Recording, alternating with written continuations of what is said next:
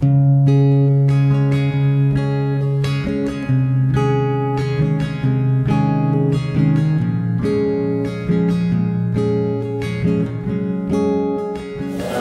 Hashem, vamos a continuar con la serie de secretos para el éxito. Esta es la clase número 28 y vamos a seguir con el tema que venimos abordando con respecto a la ira, el enojo.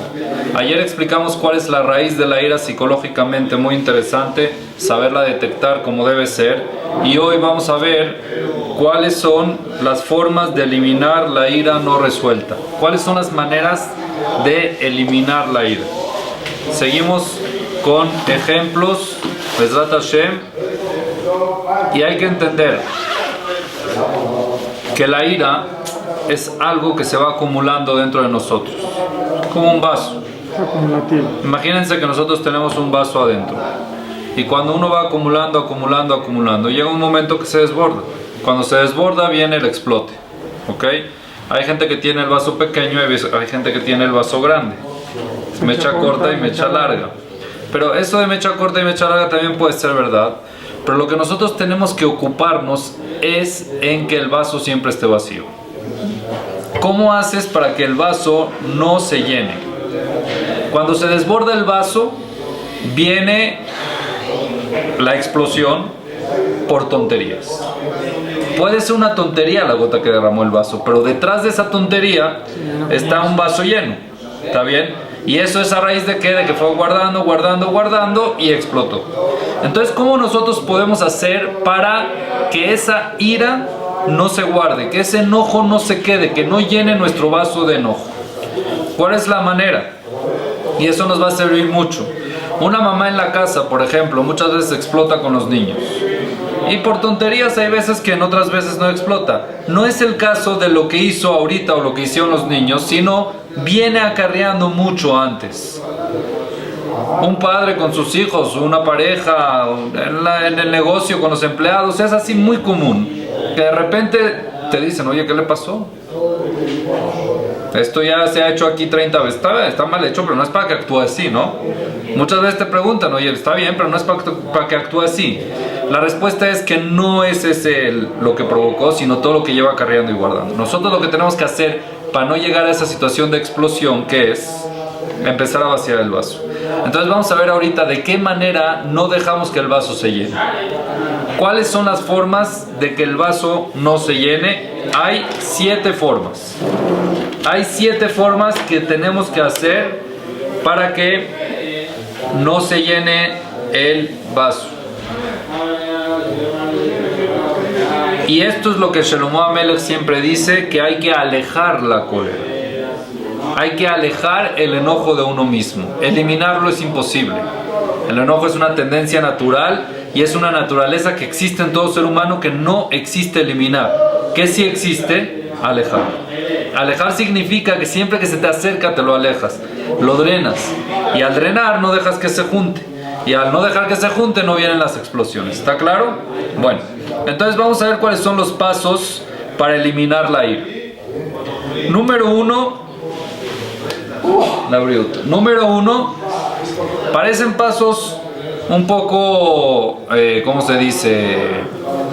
Como que muy técnicos, pero sepan que la persona que lo hace funciona. El que lo hace, mamash, le quita esa acumulación que tiene interna. Número uno, lo que hay que hacer, que es definir la ofensa por escrito. Estamos hablando de las cosas que hacen que se guarden dentro de nosotros, no lo que explota, ¿ok? ¿Cómo hacer para que no se guarde? ¿Cómo hacer para liberarlo? Cuando llega una ofensa que uno ya se quedó callado, actúo bien, pero tengo miedo de que eso llene mi vaso. ¿Qué tengo que hacer? Define la ofensa por escrito. Normalmente nos sentimos ofendidos cuando alguien reduce nuestro potencial de ganancias o bien cuando ha aumentado nuestro potencial de pérdidas. Una competencia sencilla nos hizo algo, nos hizo que perdamos, algo pasó, te sientes muy ofendido, te sientes enojado, lo guardas, no puedes actuar, puede ser. Es muy importante escribir específicamente lo que la persona hizo y lo que nos quitó. Estamos hablando en el caso de la competencia, ¿ok? De repente tú tenías una marca o lo que sea, se metió otro que es mucho más fuerte y te reventó. Y estás muy enojado. Interno, estás enojado. Todavía no tienes con quién expresarlo. ¿A quién le vas a gritar? No conoces a otra marca o quién es el dueño del otro. Y internamente estás muy enojado. ¿Qué tienes que hacer? Escribir detalladamente qué es lo que la persona hizo y qué es lo que te quitó. Si nos ha puesto una pérdida permanente o una pérdida que ha ido disminuyendo con el tiempo, puede ser de que se pueden recuperar. Si afectó nuestra autoestima, si hirió nuestros sentimientos. En cuanto nosotros pongamos por escrito en qué consistió la ofensa que nos hicieron, se van a ver las cosas de una perspectiva mucho más realista. Cuando lo bajas de la cabeza al papel, tienes otro punto de vista totalmente. Por eso, número uno, si te sientes ofendido y enojado, escríbelo. Escribe sin censurar. Escribe de verdad lo que te hicieron y qué es lo que te quitaron, y si es que en qué te afectó, cómo piensas que te va a afectar, si es que es permanente, si es para todos los detalles lo tienes que escribir. ¿Qué haces? Lo bajaste la cabeza al papel, de repente en el papel borras, no, esto no es tan cierto, que en la cabeza sí lo tenías como cierto. Lo pones como, ¿sabes qué? Esto puede ser de que no, lo puedo sobrepasar, y al final ves el panorama claro. Es muy importante escribir la ofensa para saber primero empezar a tratar a cómo quitar eso del vaso. Número dos, ¿qué tenemos que hacer? Hay que saber llorar la pérdida. Esto se ve en la halajá claramente, que cuando una persona, lo alenu, pierde a un familiar, ¿qué tiene que hacer? No, pero ¿por qué? No te dejes, ¿no? Señor, hay un din de Shiva, hay un din de luto, hay una ley alágica que hay que hacer Shiva. Hay una ley alágica que a los primeros 3 días se llora más y después se va llorando menos, ¿es cierto o no? Y después de 12 meses se puede llorar. Azur, ya es una hazdaká de que Nishkach Me'alev se olvida. Después de 12 meses se acabó. Entonces quiere decir de que es bueno llorar la pérdida, ¿ok? Es importante aceptarla y llorarla. Llorarla no significa echar culpas, no significa hubiera, sino llorar, ¿sabes qué? Si me fue mal, estuve mal, perdí tanto, me duele que perdí tanto. Si no nos damos tiempo para llorar esa pérdida que tuvimos, consecuencia de lo que nos hicieron, entonces la herida no resuelta, puede crear mucho más, genera como que mucho más furia interna. Si no nos dejamos llorar la pérdida, guardas más rencor, guardas más enojo y llega el momento del explote. ¿Entendiste? Entonces cuando lloras, drenas. Yo me acuerdo una vez una persona, dije, ¿quién dijo que llorar es malo? Llorar de verdad, por sentimiento. Hay gente que son fuertes y no lloran, ¿cierto o no? Entonces era, nada más como ejemplo, se los traigo de mi vida real. Cuando nos fuimos a Israel a estudiar, éramos chavos de 17, 18 años. También te estás yendo, la primera vez que me fui en agosto y volví hasta Pesach y tocaba Shana Meuberet. Quiere decir que eran casi 8 meses o 9 meses que no iba a ver a mi familia. De estar con ellos de vacaciones en agosto y antes también, de repente 8 meses, 9 meses, pero yo siempre fui muy seco, muy fuerte, muy así. Yo no, cuando me fui en el aeropuerto no lloré. Todos mis amigos sí estaban llorando, yo no lloré. Llegué a Israel, yo chao para adelante, yo voy a salir adelante, aquí a mí las ganas no me van a... Y así, y de verdad no lloré. No lloré los 8 meses y hablaba y no, bueno. Sí, la única vez que lloré esa vez fue cuando mi papá me dio la verajá antes de Yom Kippur. Erev Kippur, que lo llamé desde Israel a la yeshiva, me dio la verajá. Cuando me dio la verajá me puse sentimental y ya, pero no era de que mis amigos acá cada noche o así de repente lloraban. Una vez estaba pasando por una situación difícil porque tuve una enfermedad que necesitaba mucho reposo y no podía estudiar y era muy difícil porque estás en la yeshiva para estudiar. Imagínate uno ahí nada más tirado en la cama, o sea, y no es una enfermedad que se cura en una semana, tarda meses. Entonces me sentía muy mal, me estaba agarrando así como que. Entonces un amigo llegó conmigo y me dijo, ¿ya lloraste? Yo, ¿qué quieres que llore? Y dije, me dice, llora. Yo no, ¿por qué voy a llorar? Me dice, tú hazlo para que veas cómo te vas a sentir. Le dije, no voy a llorar. Me dijo, métete al baño y llora. Así me dijo. 100%.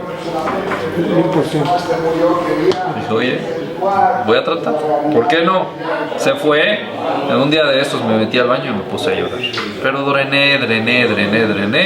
Me salí como que un peso se me quitó de encima, un desahogo. Ya no tenía lleno adentro lo que tenía. Cuando tienes una situación que tienes que llorar, llórala. No la guardes. No te estoy hablando que te la pases llorando y enfrente de la gente. Pero una situación adentro, llora. ¿Eso qué hace? Que tu vaso se vacíe.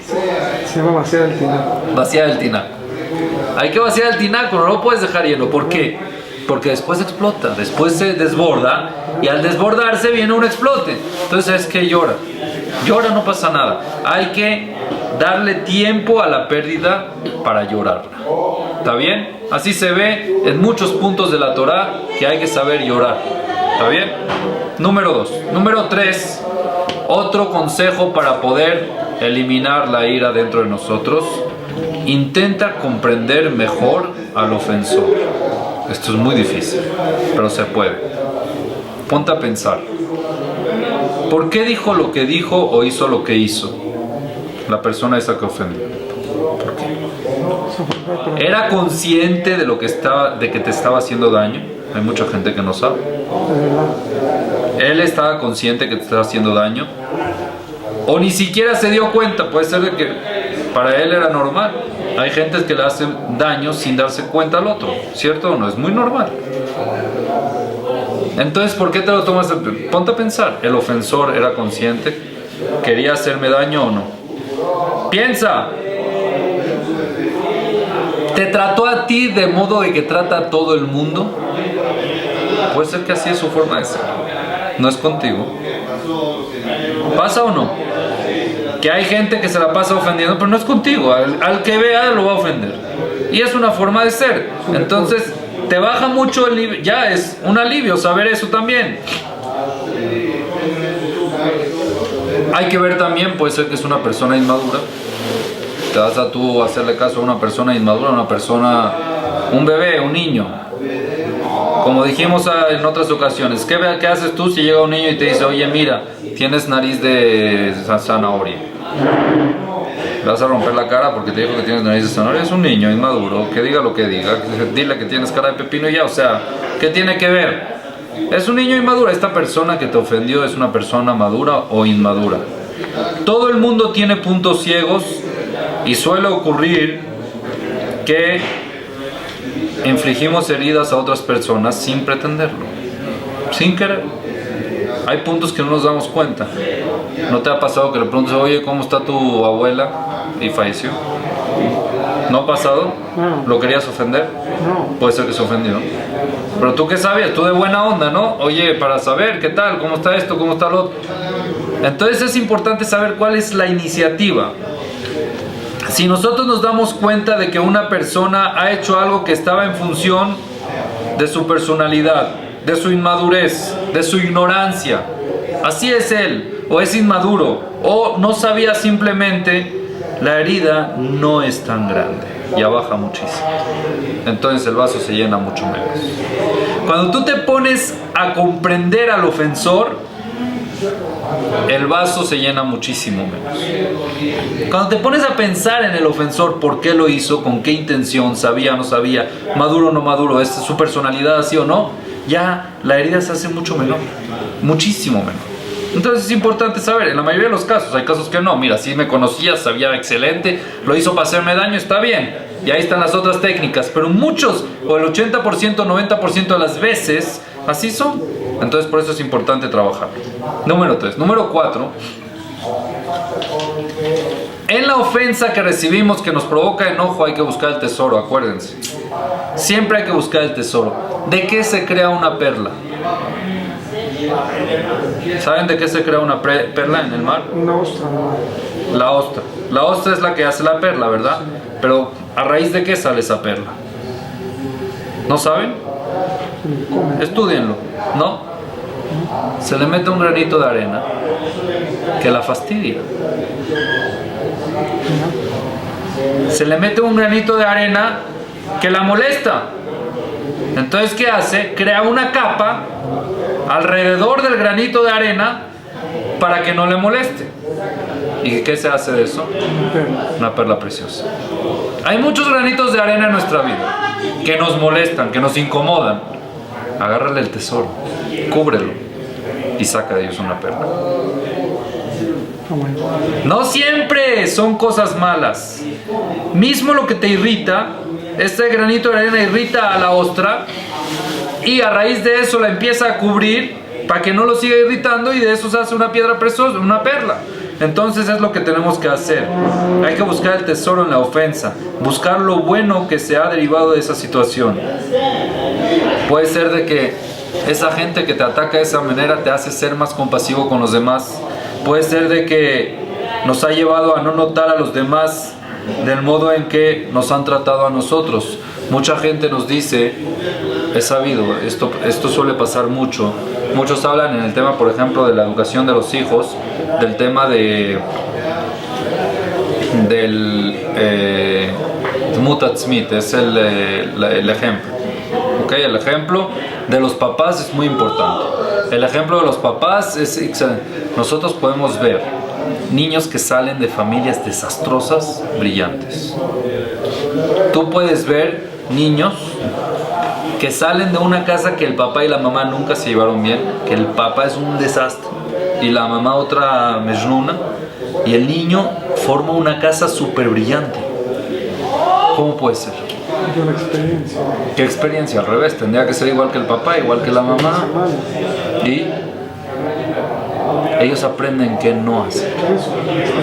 ¿Cómo ellos no tratar a sus hijos?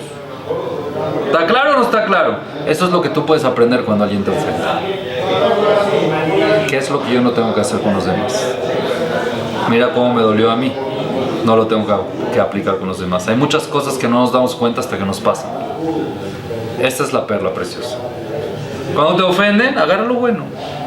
Sé que es difícil, sé que esto. Al tú agarrar lo bueno, el vaso se vacía también. Por lo menos gané algo. Aprendí a no actuar así. ¿Entendieron o no? Esa es el cuarto paso para poder vaciar nuestro vaso de ira.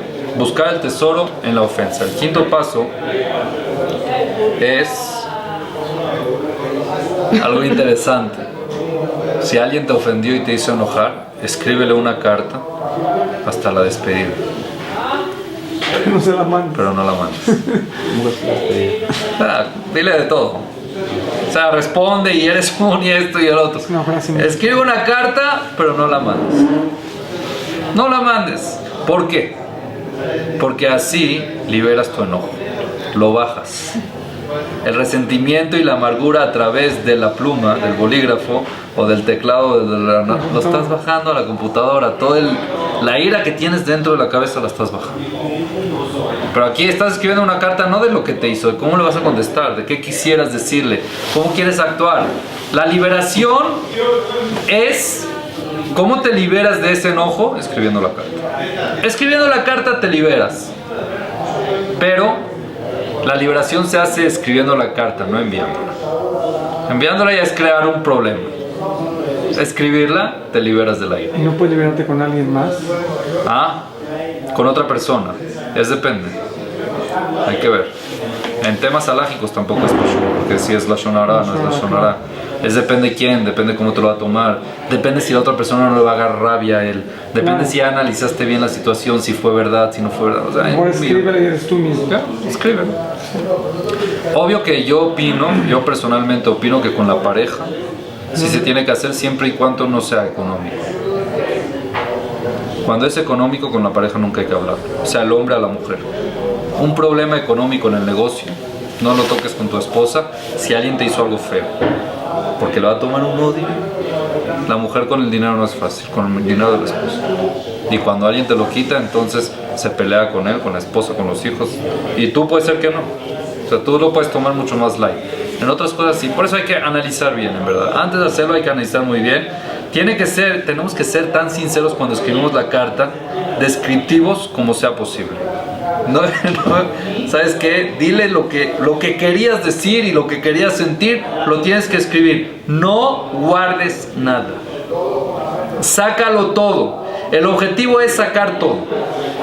Ahora, la autocensura no hará otra cosa más que frustrar el objetivo. Si es que tú dices, no, esto no lo voy a escribir, nadie lo va a ver, escríbelo, bájalo.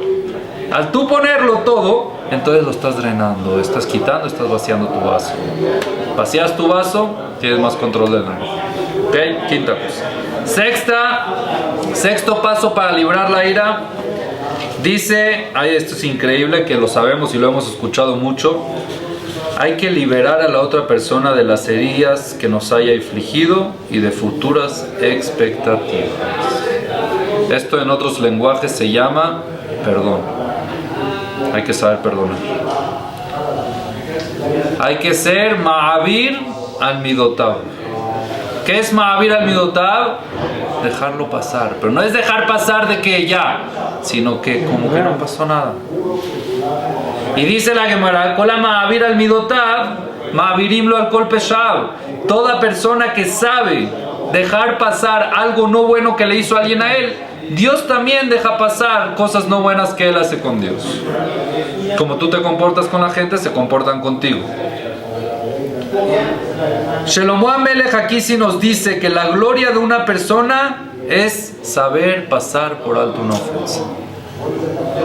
En Haolam dice el pasuk, así está claro y hay 1.000.000 de referencias de esto. Está dicho en el pasuk, Tole Eretz al Belimá.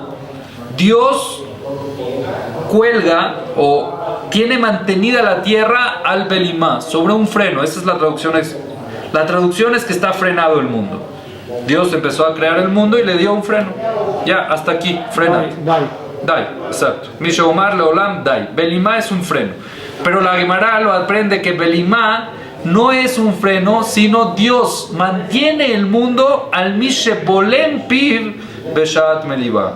Dios mantiene el mundo gracias a esa gente que sabe frenar su boca en momentos de pelea, en momentos de ofensa. Se sabe callar y no contesta. Ellos son los que mantienen el mundo. Es lo que dice Shelomo HaMelech. La palabra hebrea se traduce por ¿qué es Ma'avir? Over. ¿Qué es over? Pasar por alto. ¿Es correcto o no? Y eso lo llama perdón. Ma'avir al Midotav es una persona que sabe perdonar. ¿Por qué decidieron usar la palabra Ma'avir? Que significa pasar por alto. ¿Sabes qué es pasar por alto? Liberarlo. Que no entre. ¿Entendieron o no? La psicología que está escrito en la etimología de la palabra perdonar, que es Ma'avir al Midotav. ¿Qué se refiere Ma'avir? Que lo deja pasar. ¿Qué se refiere que lo deja pasar? Que no le entra adentro. No llenes tu vaso. Deja pasarlo. ¿Ok? Es lo que explica. Entonces así pues, para perdonar de verdad a alguien, tendremos que liberarle la responsabilidad por el daño que nos haya podido haber hecho. Hay que entender que el perdón no es un sentimiento ni una palabra.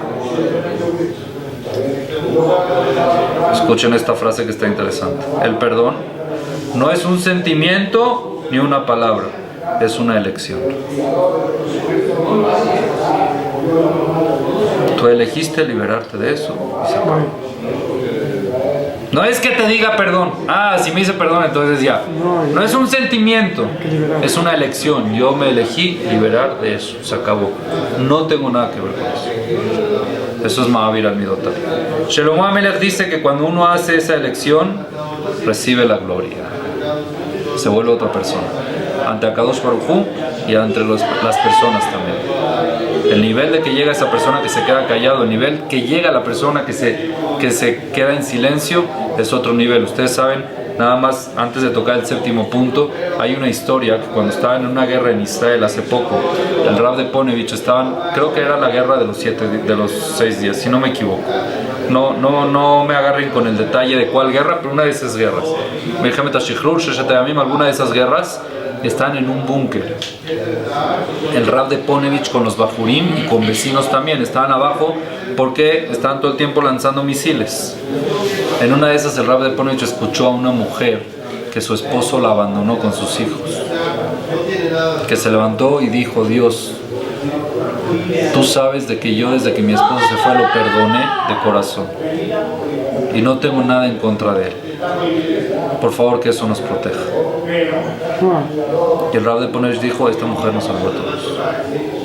Ella fue la que hizo que aquí no caiga un misil. Gracias a ella, todos nosotros estamos salvos. La fuerza del perdón es algo impresionante. Yosef no perdonó a sus hermanos, aunque no les dijo, pero los perdonó, les hizo algo, se vengó. ¿Les tenía algo en contra? No tenía nada en contra. Rachel y Lea, Rachel no perdonó a Lea, le cedió a Lea. Todo eso es Mahavir, que deja pasar, no guarda adentro, se vuelve glorioso ante Dios y ante la gente también, liberando a la otra persona y liberándose de cualquier expectativa futura que nosotros podamos tener de ella. Nos liberaremos de la ira y de la amargura. Ya no es contigo, libéralo. No te pido que vayas y le des un abrazo. Ya, no, ¿para qué la tienes aquí? Estás haciendo que crezca más tu vaso y que se llene y que se llene. La séptima y última forma de poder liberar la ira, es difícil, pero se puede. Tender la mano. No es fácil. Cuando no hay un peligro físico ni existe potencial de daños, tenderle la mano al ofensor de forma amable y comprensiva puede ser tremendamente beneficioso para ambas partes. Todo se calma, se cae todo. Cuando llega un poli que te quiere, no te va a agredir, ¿verdad? No te va a hacer, no hay miedo de daño. Lo primero que tienes que hacer, tiéndele la mano. Cuando te viene agresivo, lo primero que hagas, tiéndele la mano, se calma, cambia todo. Tender la mano, y a ti también te ayuda a no tener una rabia interna. Un contacto pequeño físico de un gesto de respeto hace que las cosas cambien totalmente. Estos son los 7 pasos que podemos ver ahorita, que nos aconseja, y basados en ideas de Shlomo HaMelech, para poder vaciar nuestro vaso de ira, no mantenerla, y así Bezrat Hashem no llegar a hacer mechas cortas, sino al revés, tener mechas súper larga, un vaso siempre vacío, Bezrat Hashem, para no poder llegar a eso que es el enojo. Baruch Adonai Leolam, amén ve amén.